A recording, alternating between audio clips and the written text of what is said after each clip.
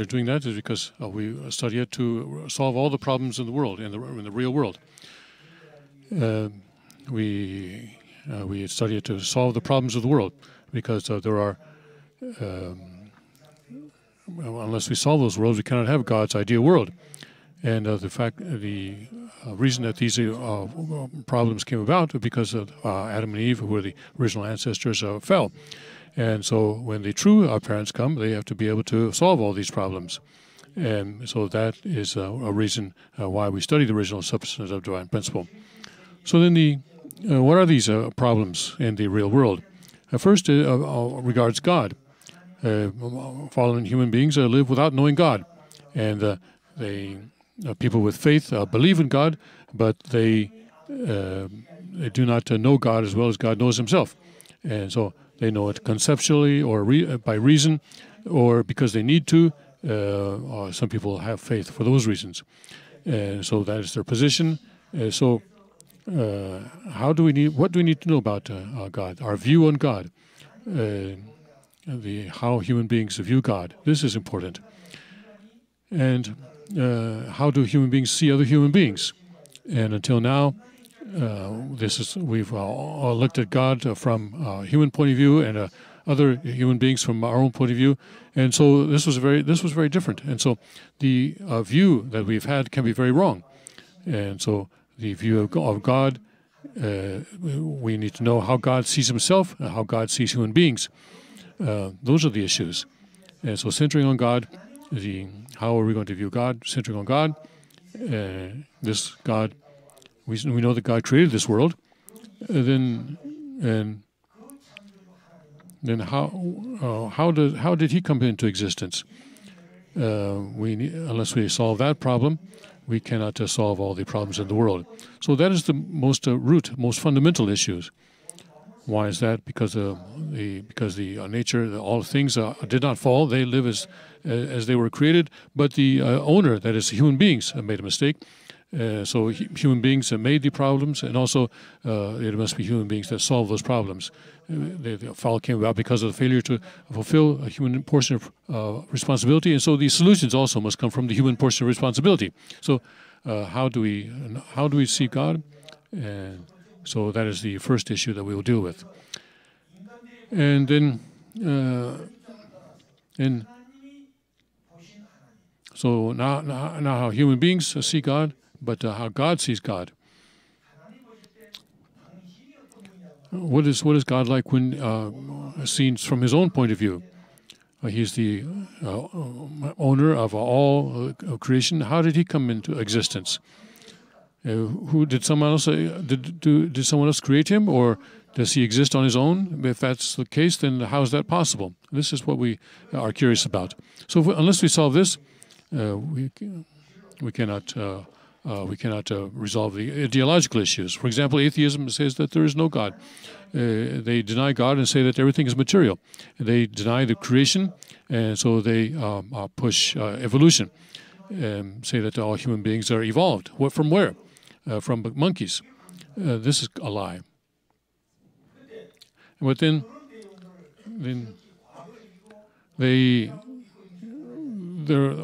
communism believes that this kind of thing is scientific and it's illogical. So as long as there is communism in this world, God's ideal cannot be established, and that cannot be eradicated by fighting. So already, Father already declared the end of communism, and this means the end of communism means that he taught about God very precisely, clearly. And But the root of the origin, the fundamental of the universe, is not just spirit, it's not just matter. Father has taught that clearly. And so this difference between a spiritual belief and a material belief has been developed into the difference between democracy and communism.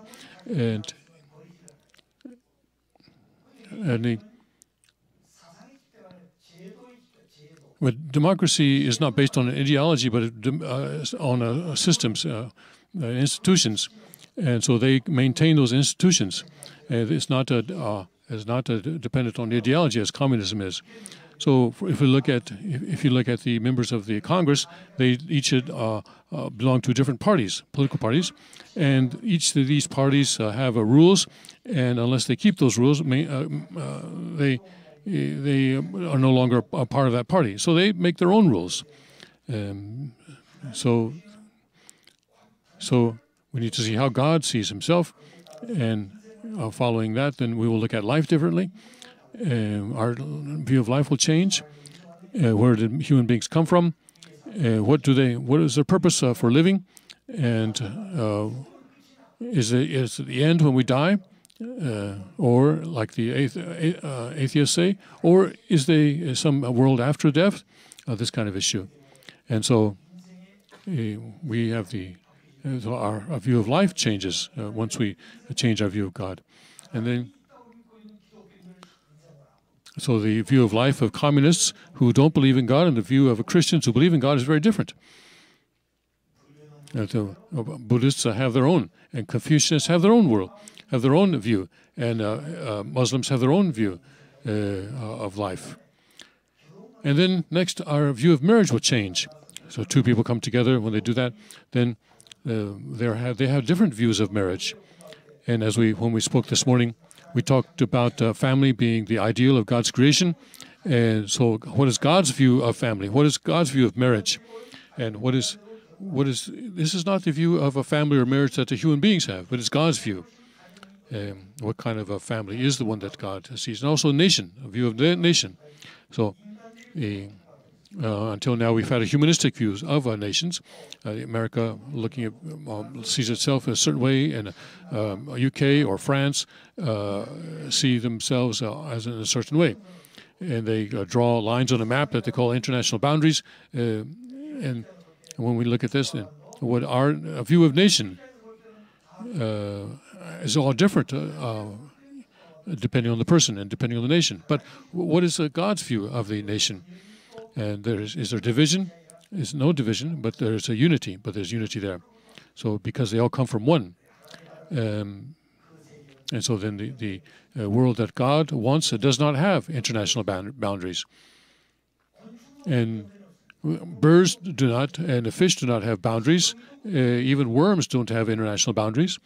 And also trees. So a tree next to a fence, for example, may drop its seed on the other side of the fence. So it does not recognize boundaries. But human beings are supposed to have dominion over these things. But human beings have international boundaries, and we lock each other up, and we kill people if they come over those boundaries. This kind of thing. This is wrong. So the human view of nations is a certain way, and then the result is what we see today in the world. Today. So what is God's view of the nation? And this is what we. That is another reason we study OSDP. Then the view of the world. How do you view the world?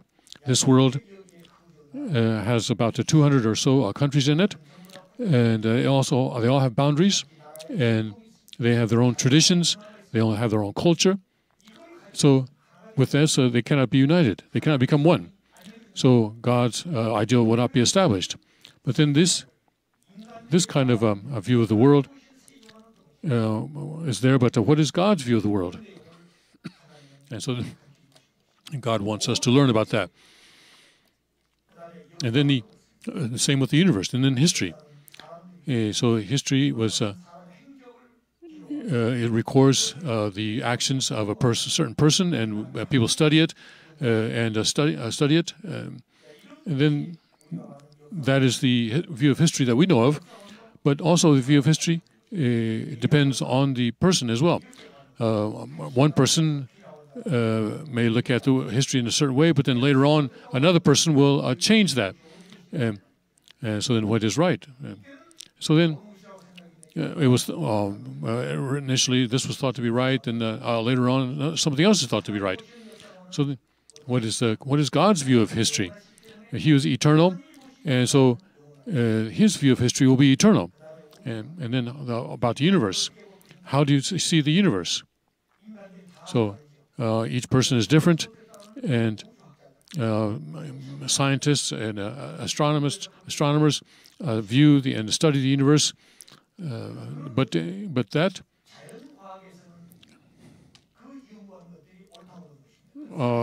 certain studies of the natural sciences have produced certain results, but that can be wrong. And so we need to understand the view of the universe as well, God's view of the universe. So we say that the Earth represents the universe, but what is God's view of the universe? And what about the Chunju, the cosmos? And what does that word contain? What kind of meaning does it contain? So these must be determined from God, and when these are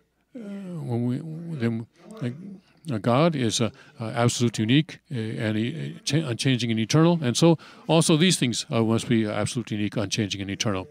And so the view of God is important, and then now human beings must act in the place of God and in the world and dominating the world. So then the human beings that were created by God have created all sorts of problems as a result of the fall. So who will solve those problems? Human beings have to solve it. And so what is the human view of human beings? And that human beings consist of a mind and body. We can see the body, but not the mind. And so then, what do we say? We have a physical body. And so, or some people say a spirit. The people who insist only on the spirit are the atheists, and those who insist only on the physical are the atheists. So then, each of them think that they are right, and one side. Each of them could be right in a certain aspect if you look at only one part of the human composition. And so until now, atheists and theists, the democracy and communists have had this ideological and philosophical battle. Each says they are right, but actually each of them is only seeing half of the whole. And so they each insist that they are right and the other is wrong. That is the so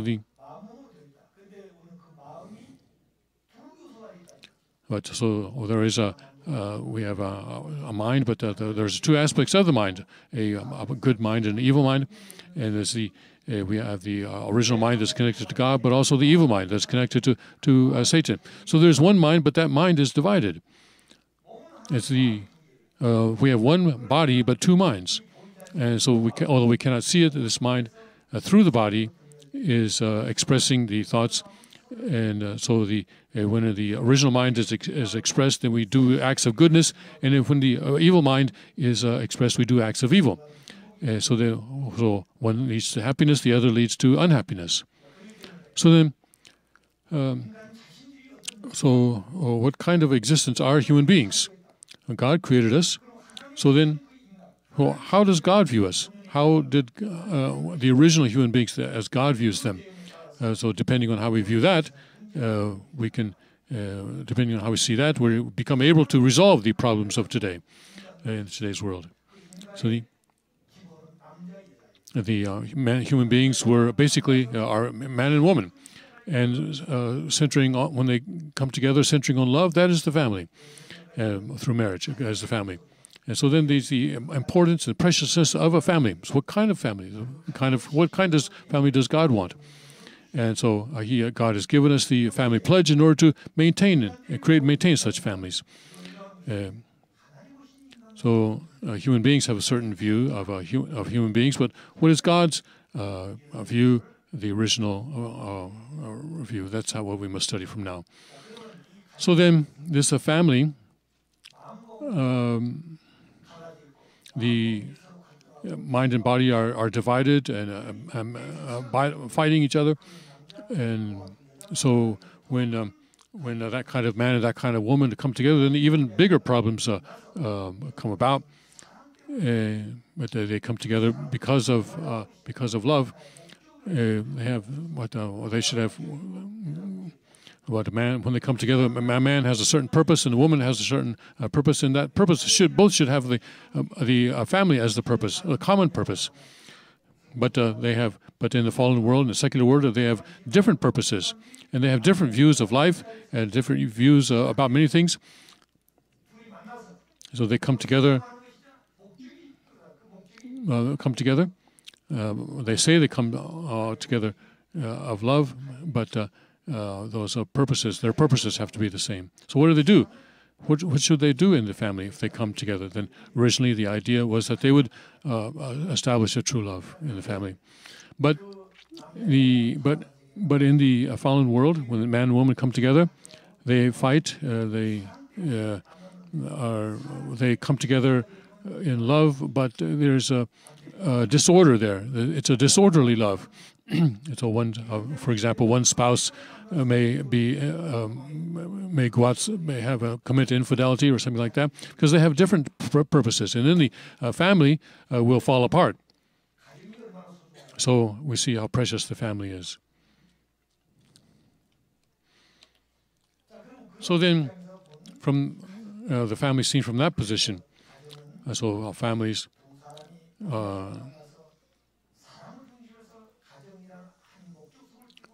And the ideal is for a man and woman to come together in love and also with a common purpose.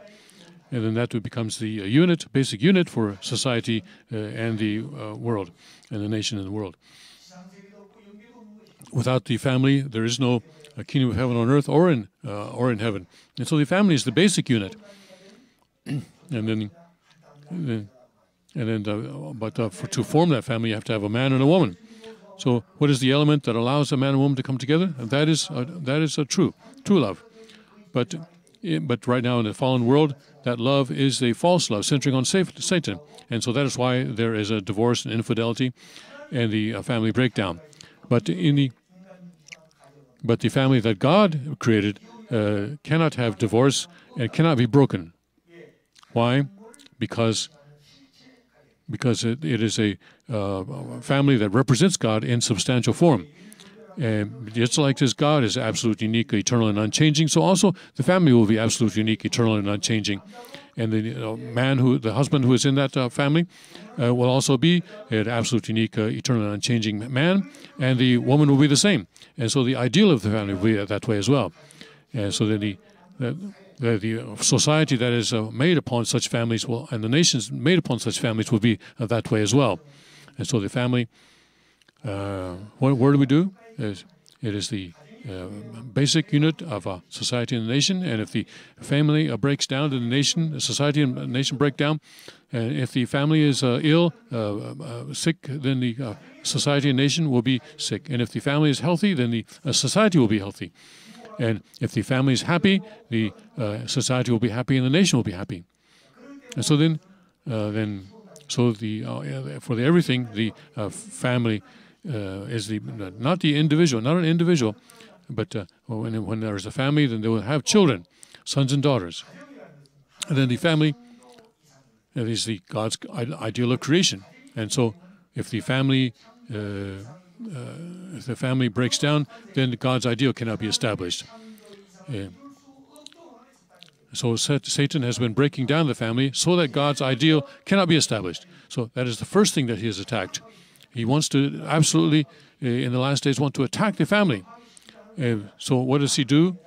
To do that, he attacks the love between man and woman. And then it just becomes just a fun. He says, this is just something fun. So just hedonistic love.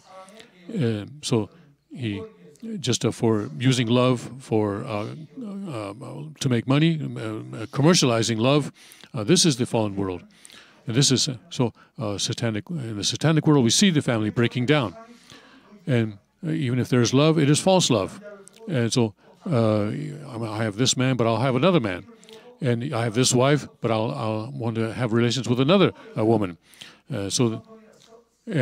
Swapping. I've seen this. So then there's husbands and two couples come together. They're not satisfied with each other, and so then they swap their spouses. My wife will sleep with that man, and that wife will sleep with me. This kind of a thing that we have in the real world today. So this is what Satan loves the most. So if he shakes it like this, then God's ideal cannot be accomplished. So the lineage cannot be passed on. And so the very end of the satanic world is the disorderly love and the breakdown of when the customs and rules break down. That is when the Satan is. But God does not give up then. So he puts in a new lineage there. And that is what we call the last days in religion. So the last days means the end of Satan's days and the beginning of God's days, God's world. And so the family is important.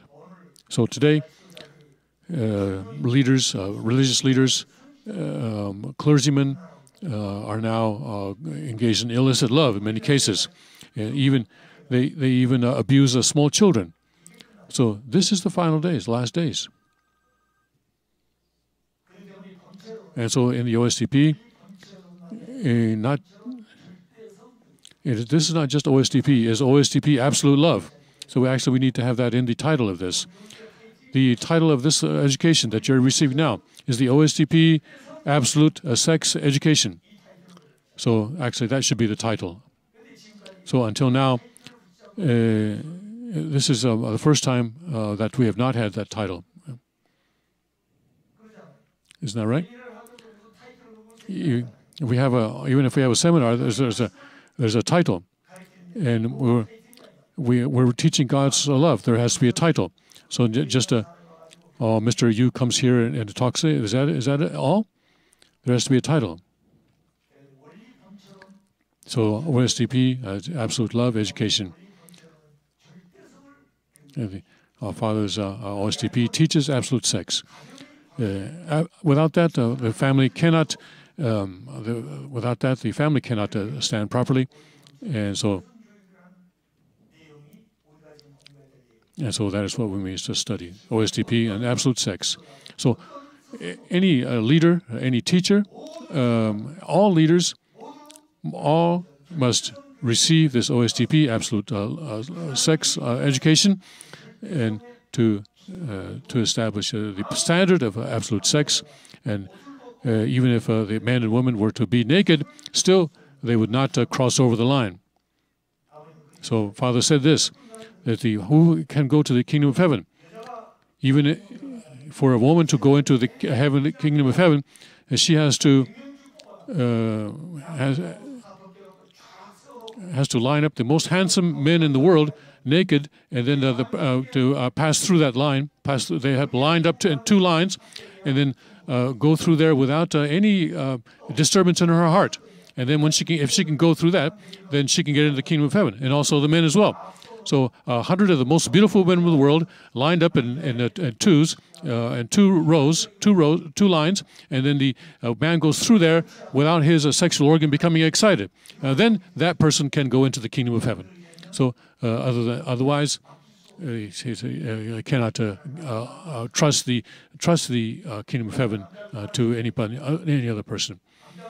So otherwise, the men will cause the women to fall, or the women will cause the men to fall. So then they will even lie in order to do that. So who's the king of lies? It is Satan. So God does not lie. What was caused to fall as a result of lies? It was the lineage. This must be reestablished. So that is God's ideology and Messiah's ideology that establishes that. So the first thing that is important is the issues of a family. And so members of the Unification Church must establish this today. So to understand the principle and to teach the principle, and then to we say that to give the holy blessing and to connect those people to God's heavenly fortune. Those are the tribal messiahs. So then when there's then the young people are the hope of the family. But if these young people, young adults, go in a fallen way, then there's no hope for the family. And then they must become the hope for the nation, and they become the hope for the world. But if all of these are going the wrong way, but they don't even know that they're going the wrong way, and the people who know this are not able to educate them that way. In fact, they say that, oh, living that way is okay. This is what they are saying. Some teachers are teaching that way. So this is wrong. So then who is going to stand up and say this is wrong? Who is going to shout that way? Who is going to do it? Is there an educator who's doing that? Are there political leaders who do that? Are there economists who do that? Do artists do that? Does the media do that? There are many leaders in this world, but the leaders are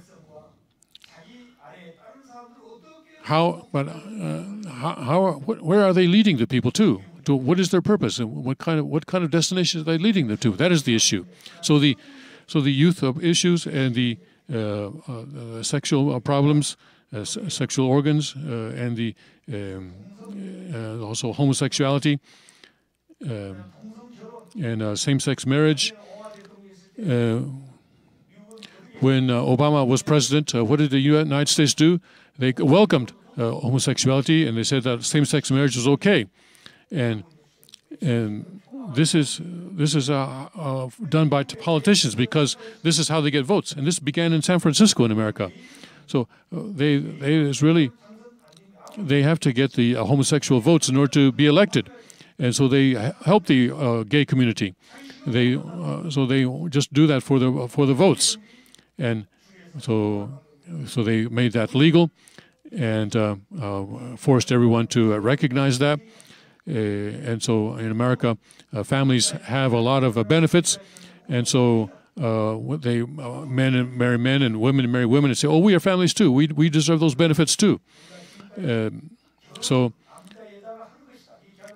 we understand that marriage is something for men and women, but then we think that is the common sense. But now, the marriage, so we can have women marrying women and men marrying men. So they want that to be recognized legally. So now some countries recognize that legally, and United Nations actually welcomed this and applauded this, and so people can say, "Oh, look, the United Nations welcomed this; they support this." Korea too.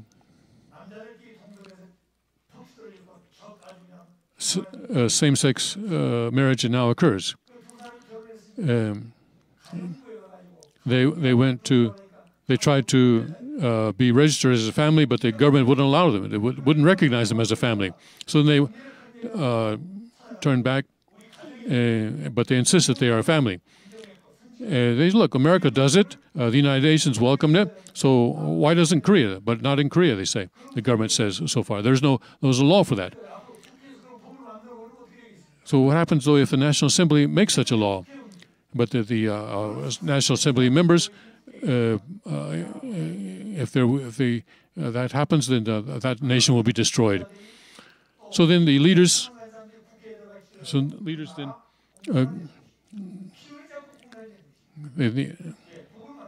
they make their laws, and so they insist on people that people follow those laws. And if the people don't follow the laws, they go to jail. So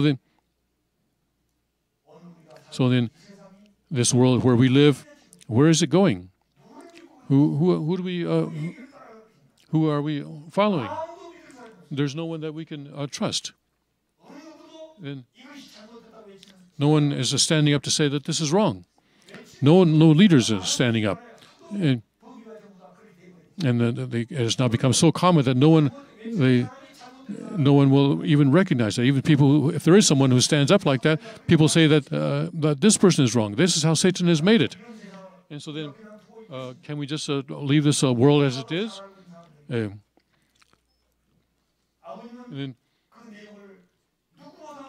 who then? God, Father knows about this, and so He is educating the people in this way. So even in the spirit world, He's still doing this. He's still teaching people of the right way, and so we need to live our lives that way on this physical world as well. So same-sex marriage, and so in the future, marriage must mean a man and woman marriage. We have to do that. We have to. So marriage must always be a marriage between man and woman. In other words, if it's not man and woman, it's not a marriage. Even in sex, there is no place where you have male and male bugs living together. Even fish, we don't have male and male together. If that were the case, they would disappear in one generation. And so everything that heaven created, that God created, lives in an orderly way. But the human beings are supposed to be the owners, are destroying that order and fallen. So the human beings are the issue. And so the disorderliness of love, that was we see in AIDS. Some people say that AIDS is the final punishment that heaven has given. And also, that's what some people say. And then school violence, what is happening in the schools? They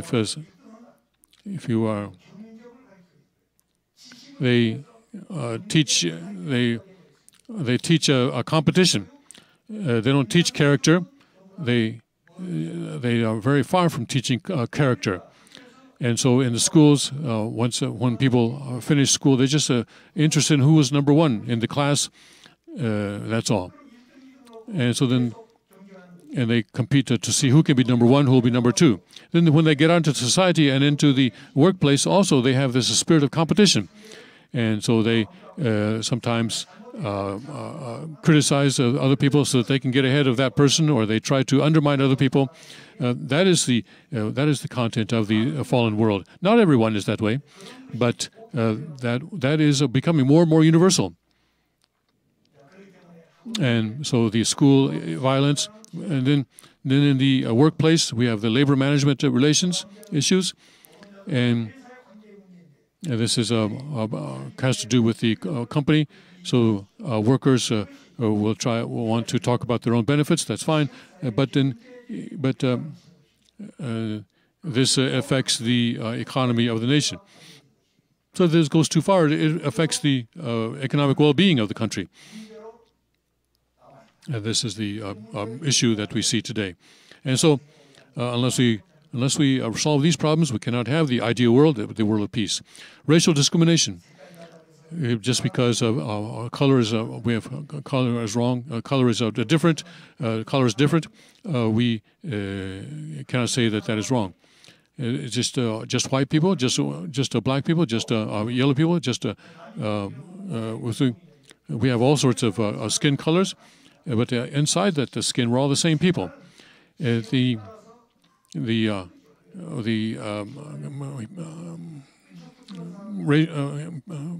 Our colors of our skin can differ depending on the region of the world because of a certain adaptation to the environment. I see. And some people have different kinds of noses, bigger noses and small noses. And so if you go to the cold places, they have the people in Russia have a long and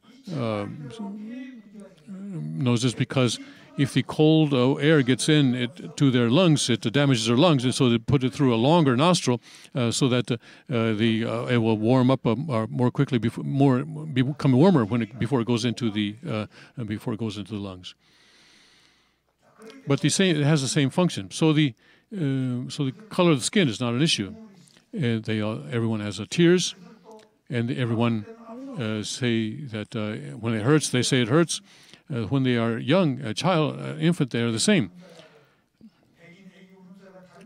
Does the a black baby cry differently from a white baby? No, they don't. Black people's blood is also red, and white people's blood is also red, and their eyes are the same, and the nose is the same, and they have everything is the same, but just the skin colors are different, and that depends on the areas of the world. When I was in Japan, the Japanese national messiahs went to Pantanal in South America and lived there for 2 years, and they came back with very dark skin, almost like black people. They were half black people. So why did that say? Because they said they even though they wear hats and they put all sorts of stuff on their skin, still they became sunburned, they said. So if you think about that, that was just after 2 years. And also insects have different, they change their color in order to camouflage. So one color changes to another and so forth in the insects. And also so many kinds of animals have different kind of colors to protect themselves. And the same is true with human beings. So skin color should not matter. So next, we have religious conflict, environmental pollution. The religion is supposed to teach the goodness and to teach about God so that we can become good people. But now the religion, though, has become a source of wars. So then we are now in conflict because of religion. And so because we have different denominations, we fight, and we say that the one is the heresy, and then this is the reality of today's religion. And this is wrong. And then God, when He established a religion, He did so as to bring salvation to the fallen humanity. But that religion now religion is not following the will of God because Satan has also invaded religion and is making it impossible for religion to follow God's will. Because the human beings who are guiding and leading those religions is a problem. So if one clergyman, if he became a communist, for example, what would the people of that church would learn? They would learn communism. In Korean, we have a saying. We see that light rain will eventually soak through to the underwear. So when we have an umbrella, hard in a heavy rain, we have an umbrella, and so we can stay dry. But if we have just a sort of a very, very light rain, we say, oh, well, I don't have to have an umbrella. But eventually that rain will soak through to our skin. So that is what the Satan is doing to religion now, soaking through that way. But God said that we must pray without ceasing. So today, we need to understand that again today. And then also environmental pollution.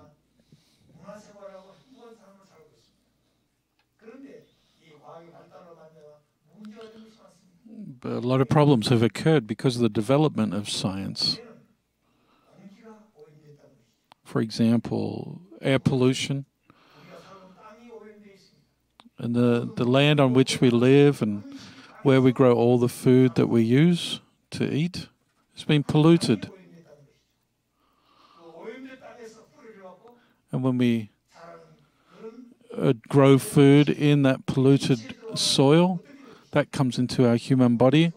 And what does that do? That creates disease within our human bodies. And water as well is polluted. Human beings cannot live without water. All living beings require water. But if water is polluted, what's going to happen? It's a pretty serious problem.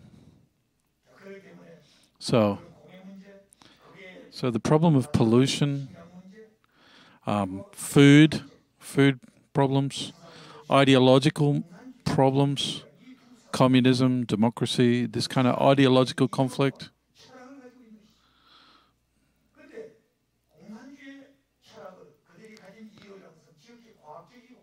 So the communist ideology, they assert that their ideology is scientific, intellectual, but from God's viewpoint, they're not intellectual at all. It's actually false. It's not true, it's false. They behave like corrupt people.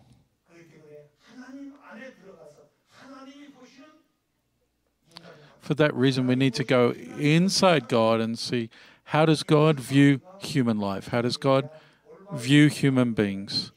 For us to become true, correct human beings, we need to see from God's viewpoint. So a lot of world problems, the most important problems in the world, global problems affecting those central areas are Asia and Middle East. So we have religious conflict problems. Originally,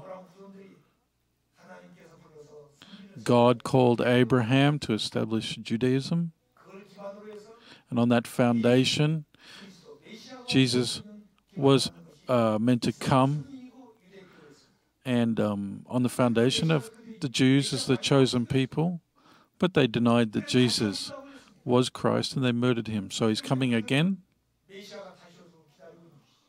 And so the Christians are waiting for the Messiah to come. Messianic thought. And that thought exists within Israel, or Judaism. We have a lot of conflict between various religions. You've got Catholics, you've got Protestants. God is one, Jesus is one. Even though the Bible is one as well, there's a lot of conflict between different branches of Christianity as well as Judaism. That's wrong. Father said the most fearful problem in the world today is communism. Islam, sorry.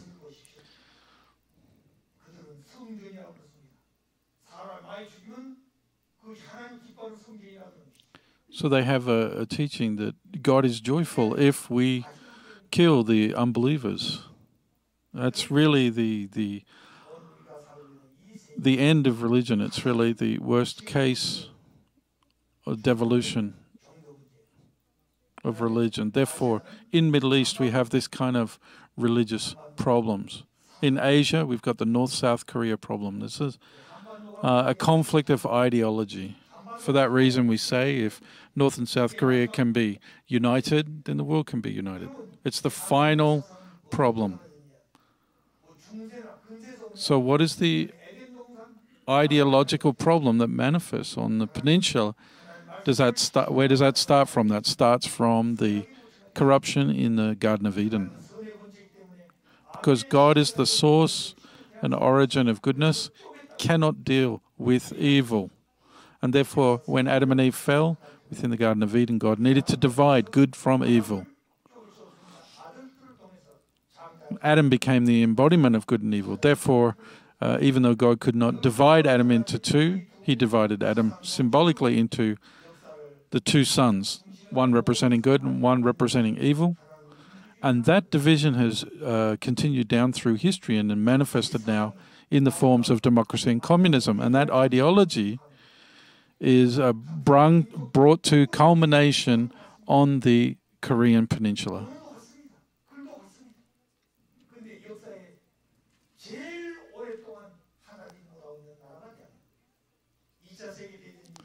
So after the Second World War, 5 different nations were divided in half, but all of the other ones have been united. It's only Korea that division has existed for so long, up until today. Where's the strongest nation in the world today? It's the United States, right? So Kim Jong-il is saying, I'm going to attack the United States. Kim Jong-un.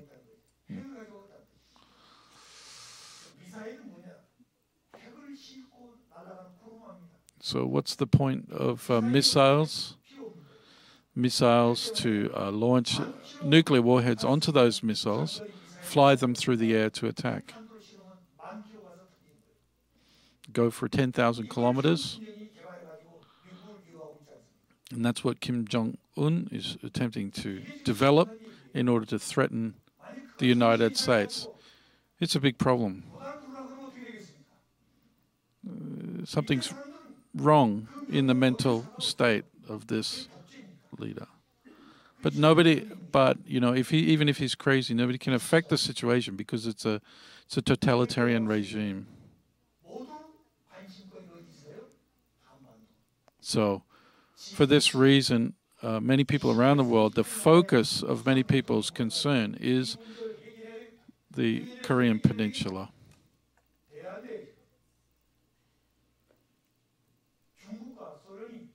China, Russia, they can't resolve the North Korea problem. It's because only God knows the core source of this problem. So when we consider this content, so in the Middle East, we've got these religious conflict, and in Asia, we've got the ideological problem. How we resolve these? The Messiah needs to return, and only through the Messiah's thought can we resolve these issues. The ideological problem on the Korean Peninsula needs to be resolved by the Messiah. Why? Because the source of this problem is the division within Adam that occurred because of the fall. Didn't become a true parent, became a false parent. Therefore, the true parent needs to come resolve this. So even though Father, we didn't accomplish this while Father is alive, but Father taught us all of the content required in order to accomplish it. So we have that content, that teaching from Father. What should we do? We need to take that content and resolve the problem. That's the path of peace that we need to pioneer. We need to move ahead and lead people in that direction by our own power. Even we ourselves, if we have division, that's a problem.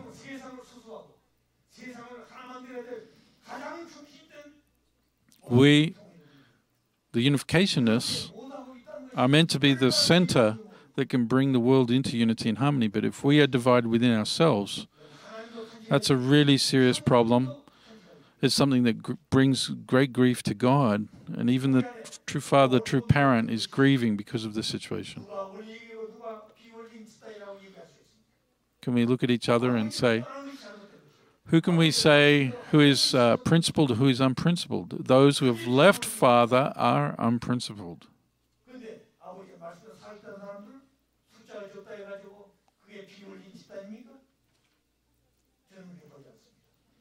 So,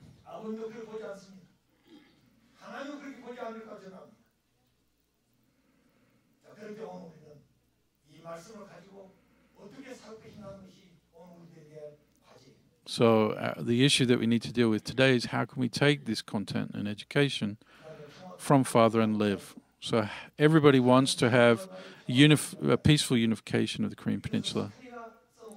God wants it. Satan really is fearful of this.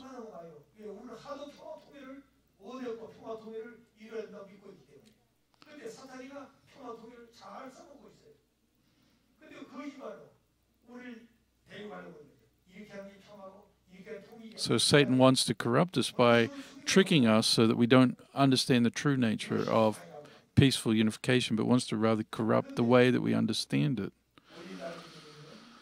And in this way, leads us away from true peaceful unification. So we need to be able to distinguish between what is true and what is false. So, peaceful reunification of the Korean Peninsula.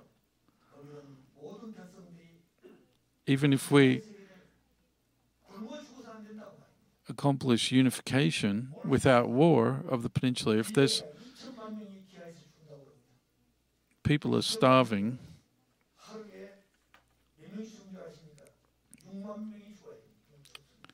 600,000 people die every day because of starvation. 60,000.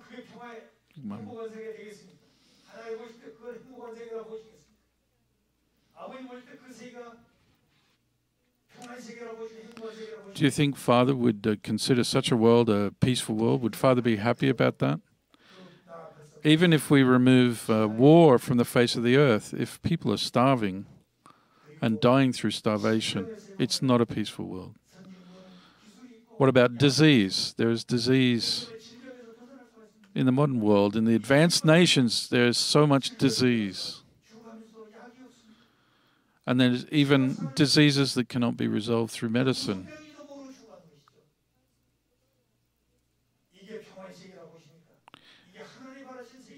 Is that a peaceful world where there are people dying from disease? This is not the world that God wants, and it's not the world that the true parent wants.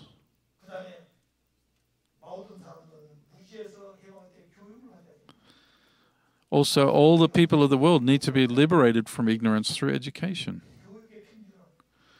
so that education is available to all human beings. This is important.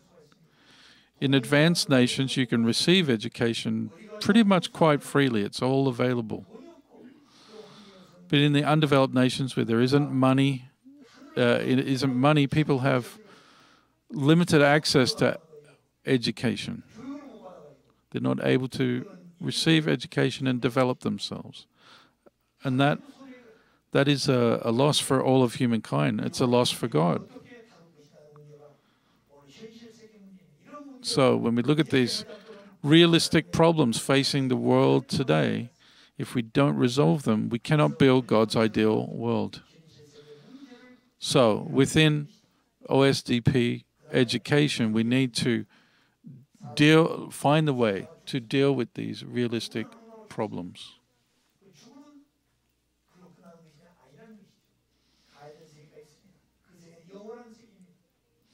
Spirit world is the eternal world. Even though during our life on earth, our suffering is limited, it's temporary, but we live on earth and undergo that in order for our eternal life in the spiritual dimension.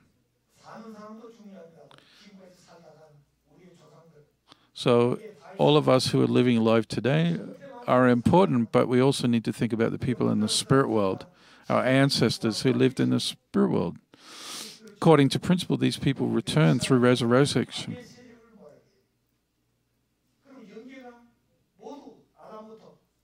All of the spirit world, from Adam until the present time, need to return to earth through return and resurrection and push out the evil forces. So who are the ones who need to resolve the evil forces on the earth? It's those of us who have received the blessing in the physical bodies. We need to become the people who can resolve evil.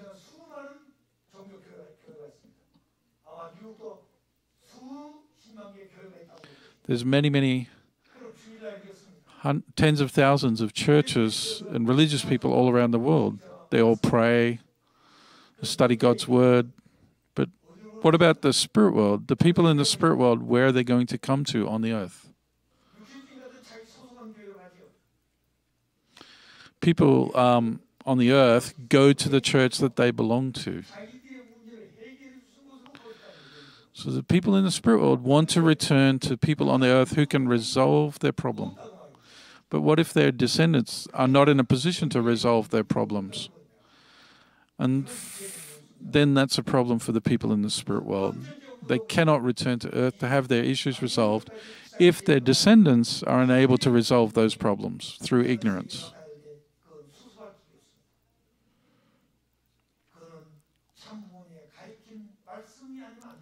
Therefore, only through the education provided by the true parent can we have the content to resolve this kind of issue. From that reason, the people in the spirit world love the blessed families more than anybody else because we're in a position to resolve their problems.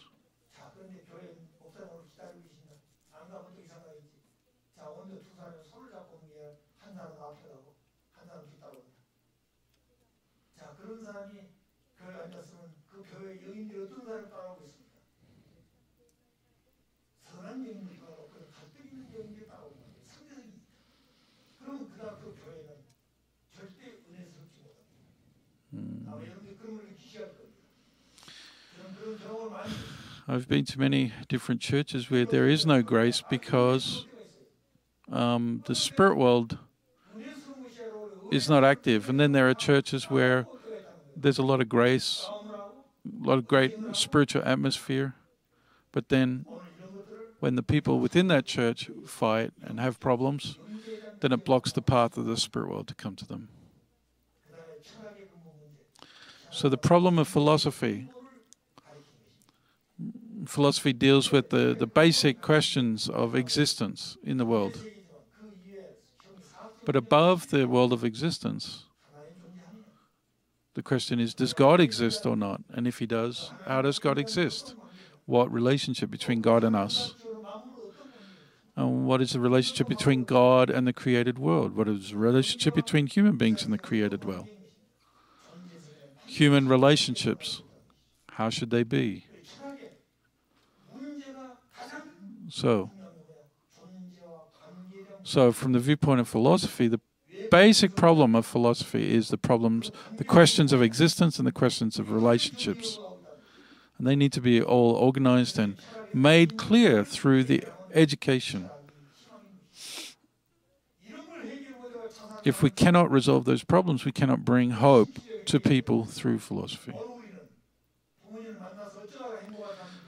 So we have met our true parents. We're happy because of that, and we've received that education. But what are we going to do? We've received so many blessings.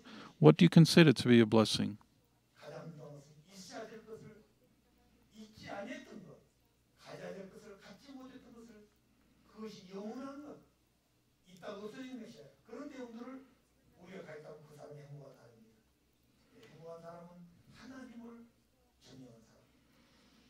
People who are happy, the definition of happy people are those who have a relationship with God, who are able to bring God into their life in a substantial way, relationship with our parent, our Father.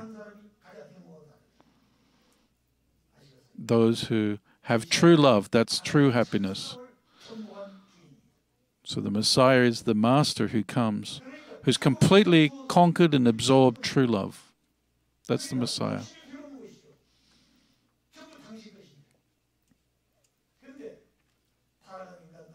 So fallen human beings, if they want to become a master or an owner, fallen human beings, they try and just gain many possessions and gain many things, and in the process tend to become corrupt.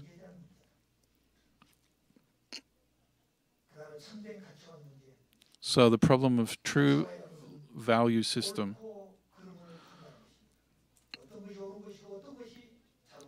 what's true, what's right and wrong, what is good, what is evil, what is true, what is false, what's true, what's untrue, what's principled and unprincipled. This is what we mean by when we talk about a value system. Being able to distinguish between these things. And if the value system is in chaos, then that creates chaos in all dimensions.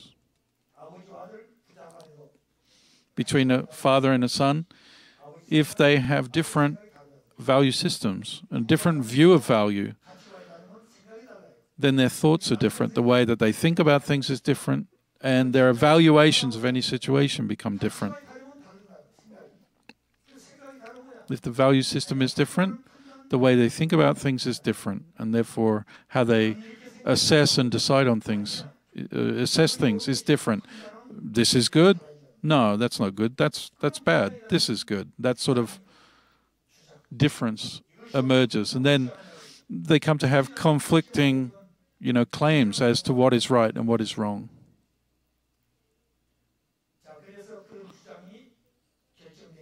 And based on their assertions, they make decisions. What they're going to do, how they're going to live life, how they're going to practice living on a daily basis. These are affected by that value system. For example, you can look at the case of North Korea and South Korea. The value system is different. They have the same ancestors, they have the same history, but now their value systems are very different. Why is this? Of course, there's many reasons for that. But if I wanted to bring the difference, describe the difference between North and South Korea in one word, now they have a different value system.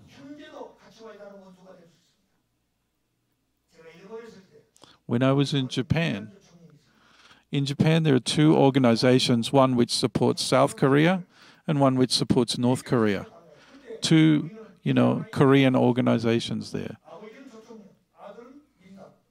But in some situations, the father may belong to the North Korean supporting group, and a son who is resident in Japan belonging to a South Korea supporting group. So they want to become one, but they're divided. They can't become one. Why? Because their value systems are different. They have different value systems. So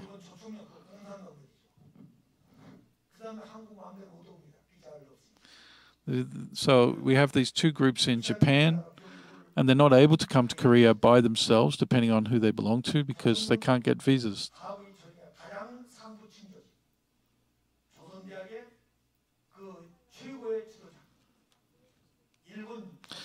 So in Chosun University, the top of that university, different leaders in education, leaders in media, leaders in politics.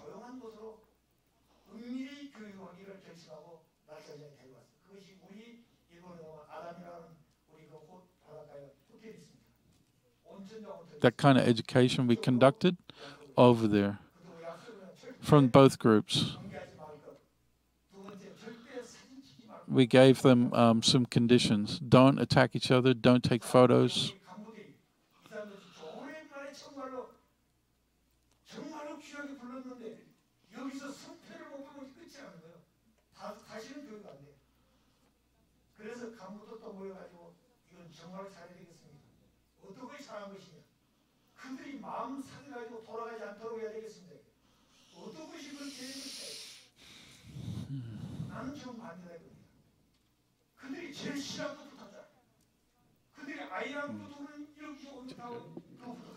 So the Japanese church invited the leaders of the North Korean, pro-North Korean organization to a hotel in Japan and educated for an education. And we gave we called it the Unification Principle Seminar.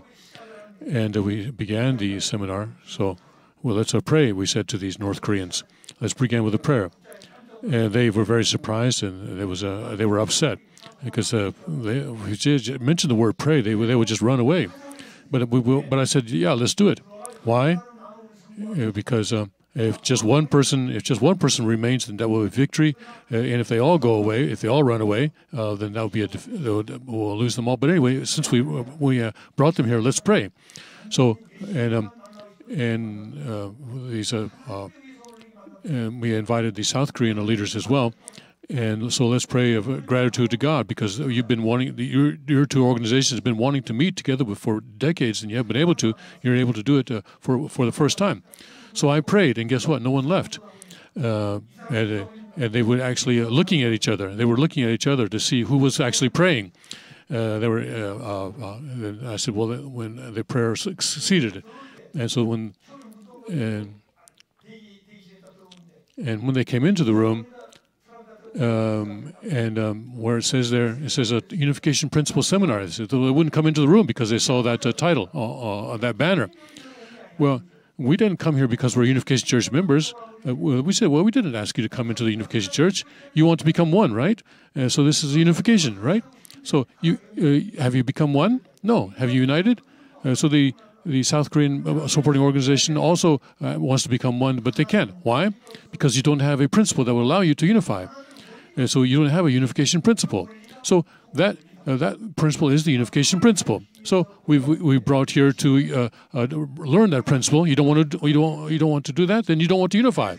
So then they went and had a discussion, and they decided to come in after all. And we did a 3-day education for them, for the South and North Koreans together, these leaders. So then the leaders then, well, please, later on said, please give us copies of these textbooks. And so we gave them a copy of the Principle of Creation. And then this was near the ocean, and so we chartered a boat and went out fishing. And we got on the boat, and something had to remain. They didn't. But we promised not to take any photographs. They didn't want this to be publicized at all. So we fished for an hour, and we came back, and then they said. So I said, "Well, bring the biggest fish that you caught today," and someone brought a very big fish, and then someone else didn't. So we took photographs of them with their fish, even though they had made us promise in the beginning not to take any photographs. They wanted to take a photograph with the fish that they caught. Otherwise, there would be no evidence that we did this education. But some people realized what we were doing, and so they refused to bring their fish out for the photograph, but others did. And so, centering on them, we did a movement to unite the two organizations. At first they didn't want to look at each other. Shake hands? Of course not. No way. But after the first day, the second day, they started to shake hands. And then the third day, they embraced each other. They said, "This is the way we should live, but this is the way we should live, but we've been making mistakes." And so Father said, "Make an organization for them." We made the Federation for Peace and Unification. That was a 2004 July 4th that organization was made, and after that we have been educating the leaders of each organization, pro-North and pro-South organizations, and then what kind of a name would we give that organization? And so they had to give a name. So I couldn't make that. And so I asked Father and let's say, well, let's go to Father and ask him. And Father said, so he immediately wrote it. The Federation for Peace and Unification is what he wrote down. So then I took that to them, and they would fight over just one word or even one letter because they have different positions. So then when I took them this sign this calligraphy that Father written, they looked at it very carefully and cautiously, and they clapped. They applauded when they saw that. The pro-South organization, the pro-North organization, they both immediately accepted it, and so that's how that organization came into being. So looking at this, we see that what is a difference is the value system is different, and so that blocks unification. And there was a man named Kim Min-ha, President Kim Min-ha in South Korea, and he has a lot of siblings, and some are doctors in Japan, also in the U.S. he has siblings, and also in North Korea he has siblings. And he has been working on the unification of the principle in his entire life. But when Kim Dae-jung was president, he went into a very important position, and he worked 5 years to try at President Kim Dae-jung's instruction, went to Japan and to work with the pro-South organization in Japan to unite them, and also the pro-North organization went. And so then but they said, okay, let's meet together. But neither side would go forward. Who's coming from the other side? Well, we don't want to meet that person. So for 5 years, they could not get those two organizations in the same room. But in the Federation for Peace and Unification, we were able to bring 200 people from the two organizations together. And we invited Mr. Kim Min-ha to that place, and I met him for the first time there. And after the ceremony, I was on the elevator with him, going upstairs, and he said, So this is the person I am. I came with the authority of the president, but I never succeeded to bring these two organizations together. But the nation didn't help you. No one. How was it that you were able to bring these organizations together without the authority of the president or with the help of the nation? And he was very curious about this. So I told him very honestly. Well, they can't get together because of a difference in values, but if they have the same values, they can get together. And then he said, yeah, that's right. So now, well, let's be siblings. Let's be brothers from now. So he's older than me, so he'll be my older brother. And so that is how we still live now. In reality, that is what ideology is really about. It's about, that's what value systems are about. Even within the same organizations, they have the same religions, there are different value systems. When I was in Japan, in Nagoya, in central Japan, there was one professor in that area of Japan, and I was doing this education, so he came, and he said that there was something terrible happening in his family. And he said, he has 4 children, and he says that they followed him very well, but one became a Catholic, one became a Protestant, one became a Buddhist, and one became an atheist. All his children have different religions now. And he says, well, go ahead, he said. He said that, well, eventually they'll follow me because I'm a professor, but now that they've graduated from university, now they've been following these religions, they all have different ideologies and they can't communicate with each other because they all talk about on the basis of their own religions. So the Catholic talks... the Catholic, the Protestant, the Buddhist, the atheist, all have different languages now, and if, he says I can't make them communicate. So what am I going to do about this? And so that is why this kind of education is necessary for our families. So now, that is how important value systems are, and I realized that through that experience as well. We go until 3 o'clock. We started 10 minutes late. We started 10 minutes late. I just translator's comment. So then the issue of peaceful unification, everyone's peaceful equality, peace, unification, and happiness. God wants this, and everyone wants this. And then, so how can that world of peaceful unification come? Does it come from the world and then go to the family and to the individual, or does it begin with the individual and then develop through the family into the world? Which is correct? We talk about unifying the world, so some people begin with the world, but that's not the case, because the unifying the world is the end goal, but that's not where it begins. First, there has to be peace within myself, and I have to be happy. The individual has to be happy. So how do we get happiness? For me, if I'm happy, do you think that other people will be happy? So if my object partner is not happy, then I cannot be happy. So for me to be truly happy, my partner has to be happy. And then the partner also wants to make me happy as well. So that is the eternal give-and-receive relationship. So then, well, give me happiness. No, I have to be happy, so I'm not going to give you any happiness. Well, that's not going to work. So then happiness occurs, true happiness occurs when my partner is happy. And that is when my partner is peaceful, and that is when I am at peace. And so my mind has to be unified, and then also with unity. And so then the true peace and unification does not begin with the world, it begins with the individual. And then it goes to the husband and wife, to the family, and then that becomes the model for the society, for the nation and the world. And this is the true peace and unification. And then